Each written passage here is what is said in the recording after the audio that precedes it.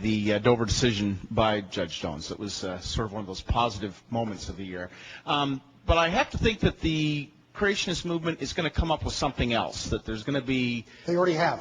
You know, or a sudden emergence theory. Is that, or is there going to be something... What do you think is the next assault going to be from creationists? Because I think intelligent design is dead. Yeah, so well, what's next? Okay. You've got it right here. And that is, the next thing is, we don't want to teach intelligent design. We want to teach critical analysis of evolution. That is the next thing. And that is what is being pushed in a whole variety of states.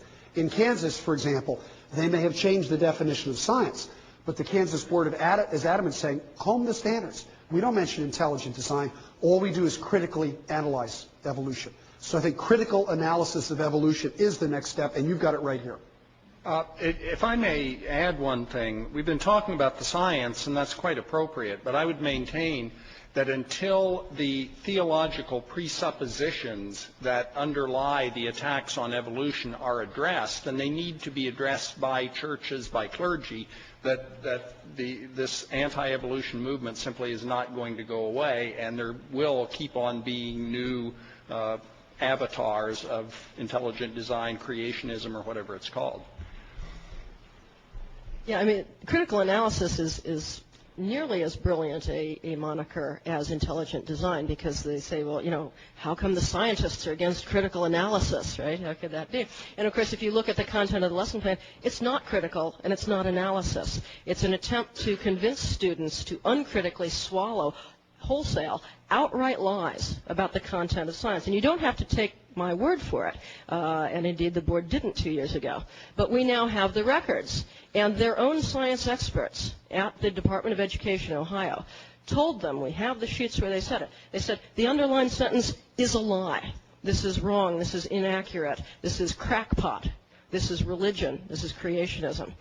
It's all in there. It's very, very similar to the Dover case, although they weren't quite as dramatic in their public statements. That's the only difference. Another in front here. Question. You talked about the dichotomy between, or the false dichotomy between religious belief and science. And presumably the fear of evolution is based on the belief that if you believe in evolution, then the Bible must be wrong. That's one aspect, but there are others. There are other concerns as well. Okay. So is, as you alluded to, perhaps part of the social and public issue here, a better understanding of the Bible and what it means. After all, there are two stories of creation in the book of Genesis, which is up front, which is perhaps as far as people get in reading the Bible. Do you think that modern reading, modern study, and scholarly interpretation of how the Bible evolved and how religious belief evolved is the other side of this equation? I'm tempted to defer to Reverend Murphy on this, but I certainly would agree, although I would look back at the history of perhaps the past 500 years of Christendom, and I would suggest that perhaps expecting Christians to come to consensus about the meaning of the Bible is a hopeless quest. Well, but I would agree that is and that's really one of the things that I was referring to earlier, that the basically more theological literacy, critical reading of Scripture is a very important component of what I was talking about. I think we probably have time for about two more questions. One back here. It's a technical question. I mean, do biologists, when considering evolution, consider the time for these complex, smaller systems to combine together? Do you consider the time interval, like does it happen fast in certain cases, or does it happen slow in certain organizations? I didn't quite understand everything you said. Talking about viruses? Talking about the time complex. required. You were talking about complex systems. Oh, okay. Like, so I mean, I was just curious, like, so if there is an intelligent designer, did he take time for some cases to combine and bring come up with a complex system, or? Yeah, well, it's a good question. I can answer this very directly in a couple of ways. We don't know how long it took for the blood clotting system or the bacterial flagellum to evolve, but we can look, for example, at how long it has taken entirely new genes to evolve.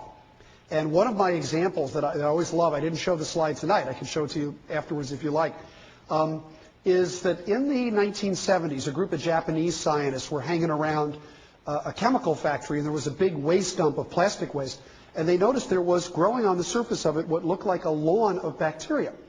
But this made no sense to them because what was being dumped in here was nylon polymer waste, and that's synthetic and bacteria can't grow on it. Nonetheless, there they were. And they took the bacteria, they cultured them in the laboratory, and they discovered that these were Pseudomonas bacteria that had evolved an entirely new enzyme called nylonase. And it breaks down nylon.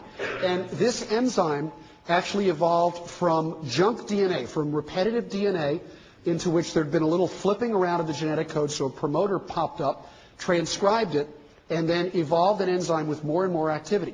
How long did it take for this entirely new protein to evolve? And obviously very great selective advantage, because now the bacteria could grow where they couldn't before. Less than 65 years. And the reason we can say that with some degree of certainty is that it was only 65 years ago that nylon was synthesized for the first time. So that's one example. My other favorite example is a 7-step pathway with 7 different enzymes that breaks down 2,4-dinitrotoluene. This is one of the components of TNT. It's an explosive. This, too, was first synthesized in the 1930s, and 2 years ago, an Air Force laboratory in Florida was able to show that there were soil bacteria in the grounds of Air Force bases that had soil contaminated with this explosive residue that had evolved a 7-step pathway by co-opting enzymes from other biochemical pathways that serve different purposes to break this down. And this clearly had also happened since the 1930s. So where you have the proper opportunity, evolution can work very quickly and can produce some remarkable changes. One final question. I'm curious, and maybe Patricia's the one who can answer this. It was a group of parents in Dover who brought the legal suit against the school board. Is there a similar action here in Ohio? You're saying what Ohio has done is illegal. Are parents or citizens out there challenging it legally? I'll let Patricia answer in detail, but I'll answer it quickly from my amateurish understanding of the law. To file a lawsuit, you have to have standing, which is to say if you sue a government agency saying its actions are unconstitutional, you have to first show that you were injured by that government action. So all of the 11 plaintiffs in Dover were parents with kids in the classroom, either having that statement read to them or about to have it read to them. That was their standing. An ordinary citizen in Dover with nobody in the public schools could not have gone to federal court and filed that lawsuit. So you need some degree of standing. My guess would be that parents in Ohio whose students were being made to use that lesson plan or be testing on it would have similar standing if they wish to file a lawsuit. Not all of the parents in Dover